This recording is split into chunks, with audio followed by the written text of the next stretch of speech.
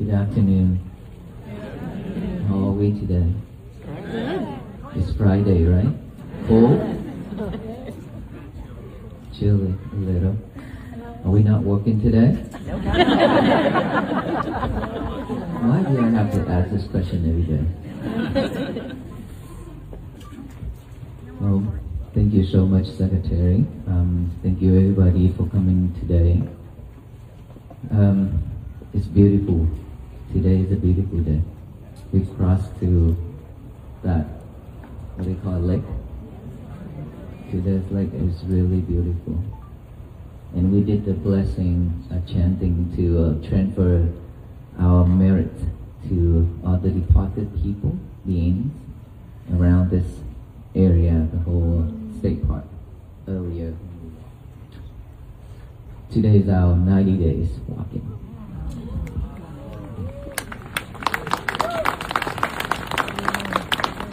We still have about 3 to 4 weeks more to go. It all depends on the weather.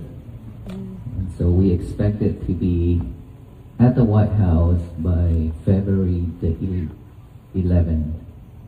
The 10th we will reach to Washington D.C. and we will spend 3 days in D.C. And of course we will do a loving kindness meditation that I expected to have over 10,000 participants. So if any of you willing to join the loving kindness meditation to radiate that metta, that loving kindness to our nation, to the world, you're more than welcome to register to join. This is very important time. Loving kindness, if we can do that energy all together, it will change a lot of things. Okay? So I respectfully invite all of you who are willing to participate in this event. And please check with our coordinators or on our page to find more information about it. Okay, so now this time I have talked 89 days already. So I think that for most of us, we have either joined in person or listening to online, right? Already? And why are we still here? Not bored yet? Okay. Q&A. Any question for me? Yes.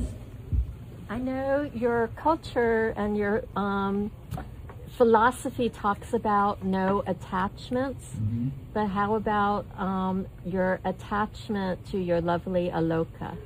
That's a good question. Practicing Buddhism, no attachment, right? But she asked me, what about Aloka that I attached to? Many people, well, actually our media team who control those pages, social media pages, they send me some of the comments online. And they mention it to me. Many people say that when the Venerable monks, when you met with Aloka, when he came back yesterday, seemed like Aloka is not attached to you, but you attached to Aloka.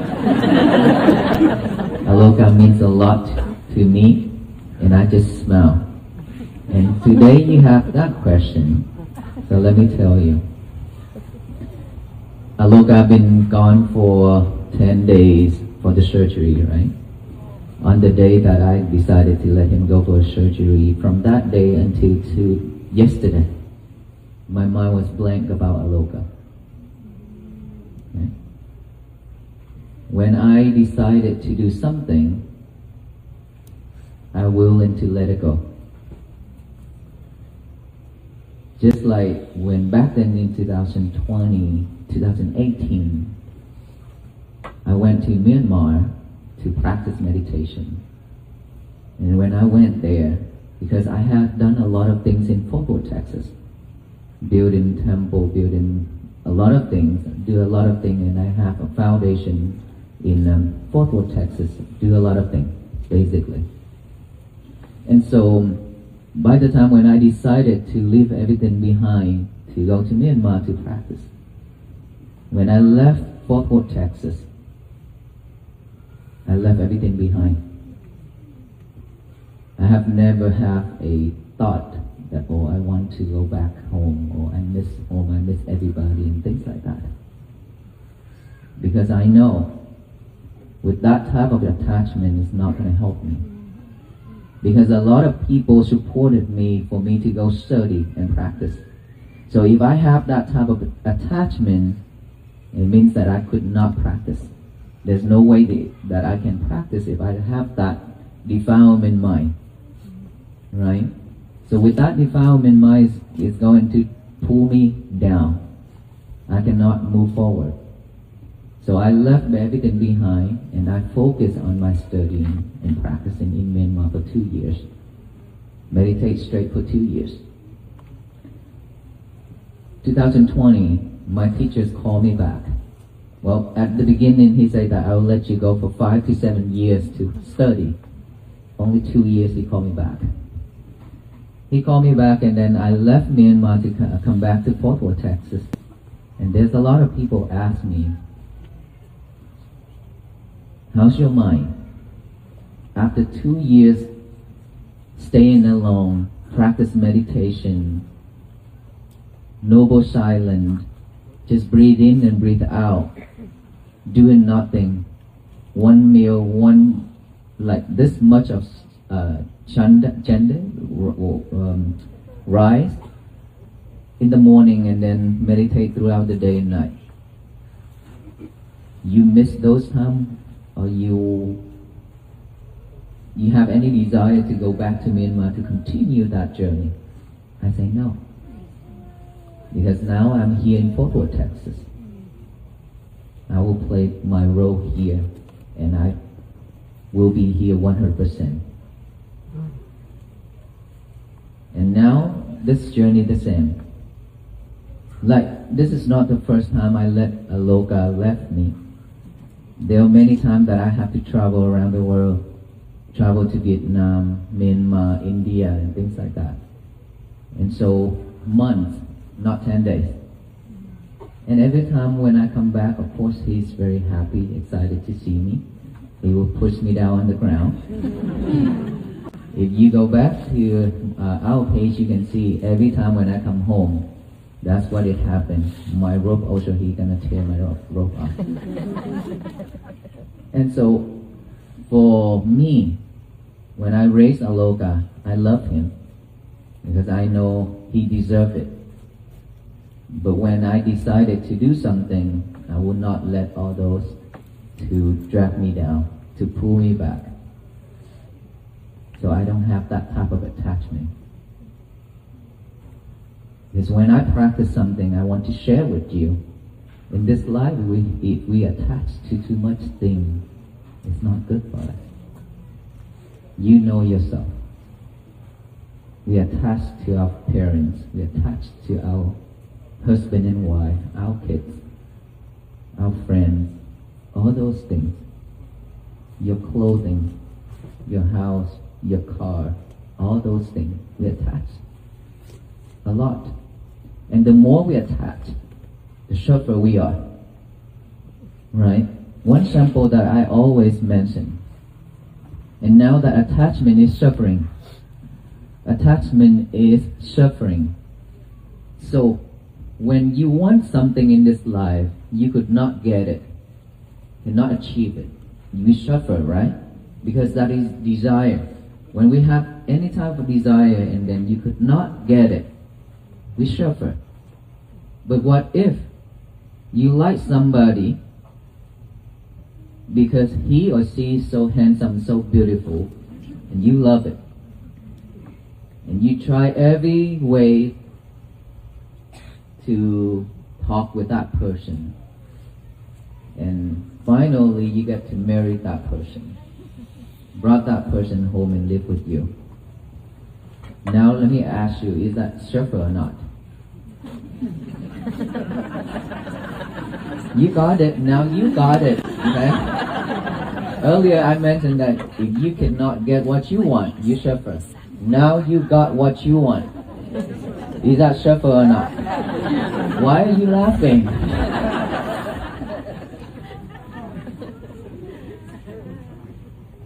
Double. Suffer, double. Triple. You know why?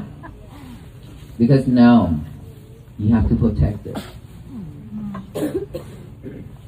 You have to do everything to protect that person. You don't want to lose him or her. Right? You hold it tight. You are just like this, holding your fist just like this, loosely like this. But somehow when you marry one person who you love a lot too much, and then you hold it real tight, try to hold your fist, you see if you hold it tight, you tie or not. Same way, if you hold somebody too tight, it's because you have to protect that person. You're afraid that she or he gonna leave you. Somebody gonna take him or her away from you, which one day she or he will leave you, regardless how much you protect it, how much you hold it. That is a type of attachment, right? The more you hold it tight, the tighter you are, the suffer you are. And so one day, that person left you. We suffer way much, a lot more than you should. So we suffer double, triple. So who's in here in this crowd that been doing that? There you go. Honest. We did. We protect the person who we love. We don't want to lose them. But impermanent. Either he or she will die. Either you broke up with her or she broke up with you because we don't have the same voice. Or either somebody else is better than us. Who knows? But everything's all impermanent. So if the more we expect, the more we suffer. So check ourselves to see if you hold that person way too tight. If you do, lose it a little bit. Whatever that you hold it too tight, it tends to lose, to go away from you. Because the more you're holding it tight, the more your mind is not purified. Your mind is always thinking, oh, she's probably cheat on me. She probably talk with somebody right now. And why is she coming home so late? Things like that keep popping up in your head. You created it yourself. Is that right? Yes, sir. She didn't do it, but you created it in your head like that. And one day she get upset. She go ahead and do what you expected it. What you thought in your head. And everything broke. Right? That is our human mind. Our mind is like that. That's why I call our mind is a wild animal. Do we have any wild animal in this state? Yeah? Yes. Okay. Well, we have a lot here. I have my wild animal inside of me. We all have one. Not just one, many. Imagine in this world, as many wild animals in this world, we have everything in our world, inside of our head, our mind. Okay, that animal just keep thinking about bad things. I have no clue why, but we always think about bad things. And when we are free, have nothing to do, we tend to do bad things. That's the human mind. That's why I call monkey mind. That monkey mind is not staying at one place. Keep jumping back and forth. And so, please, if you attach to anything in this life way too much, then you need to think again. Try to lose it. Try to relax. Relax yourself. It will help you. Okay? Just like in our Asian, when our parents die, we cry a lot. Do we cry when our parents die? It's different with India. India people, who's in India? Okay, many. Why are you so many here? Because we love peace. Well, India, when somebody passes away, they don't cry like us. Is that right? You? Oh, you cry a lot? You probably 1 out of 1,000 or millions. They not crying a lot because they think that, oh, he go with God. He go to see God. And so not many, but in our Vietnamese, Asian, we cry a lot. I'm telling you, I don't know how to describe it, but we cry every day.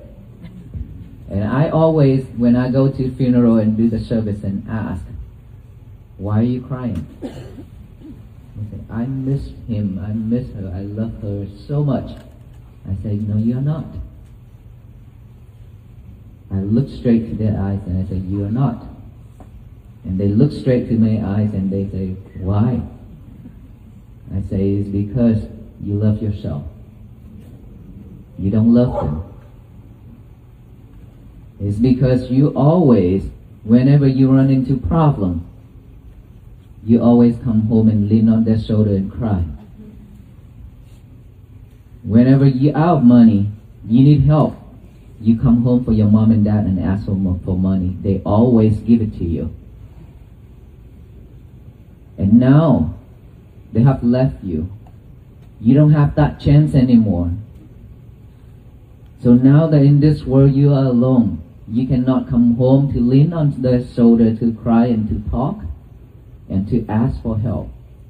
That is why you cry, because you love yourself. You feel like you have no one else to do all those things. You not really love them.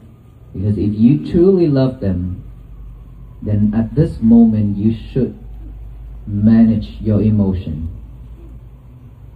Try to create wholesome deeds to support your parents, to transfer that merit to them.